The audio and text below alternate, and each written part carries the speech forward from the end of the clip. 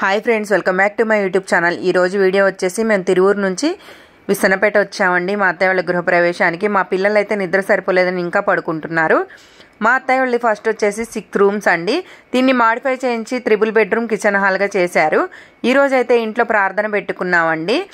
అది వచ్చేసి ఆయతే కరీమా అంటాము. ఆయతే కరీమా అంటే తస్బీ అండి, తెలుగులో వచ్చేసి జపమాల. ఈ ఆయతే కరీమా అనేది లా ఇలాహా ఇల్లా అంతా సుబ్హానక ఇన్నీ కుంతు మినజ్ జాలిమిన్ అని 120 సార్లు కౌంట్ చేయాలి. మేమైతే అందరం కలిసి 170 సార్లు కౌంట్ చేశాము.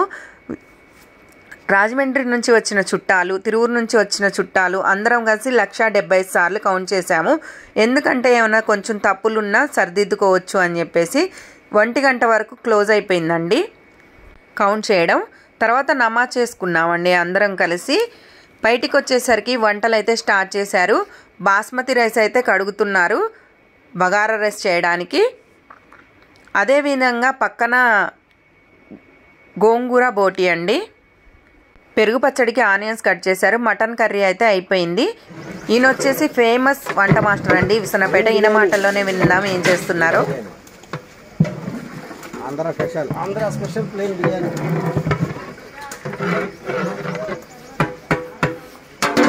సుబాని గారు వంట చేశారంటే అవన్నీ పర్ఫెక్ట్గా కుదిరినట్టేనండి.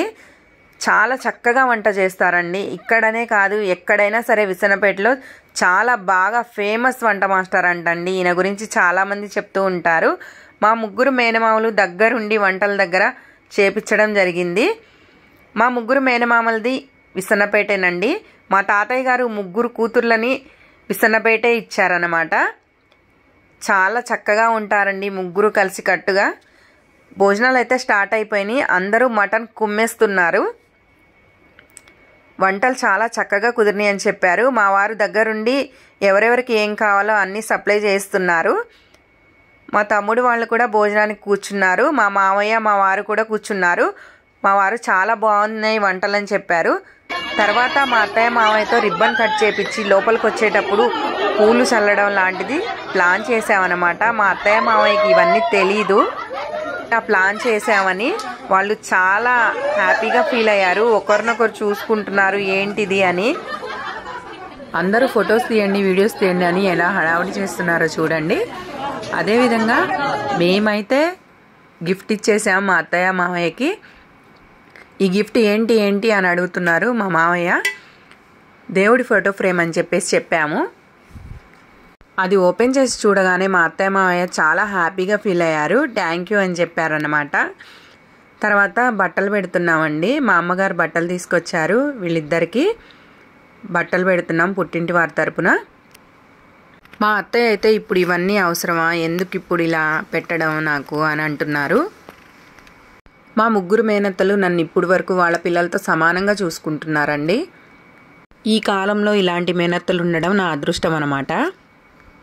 తర్వాత మా పిన్ని వాళ్ళు బట్టలు పెడుతున్నారు. మా 2వ బాబాయ్ వాళ్ళు, మా మేనత్తలు 2 వాళ్ళ పిల్లలు బట్టలు గిఫ్ట్స్ తీసుకొచ్చారండి. మా అత్తయ్య మొత్తం అయిపోయిన తర్వాత మమ్మల్ని కలవడం జరిగింది. మేము బట్టలు పెట్టించుకున్న తర్వాత ఇట్లా కలుసుకుంటామండి ఒకరినొకరు. అందరూ మా అత్తయ్యకి కంగ్రాట్స్ చెప్పడం జరుగుతుంది.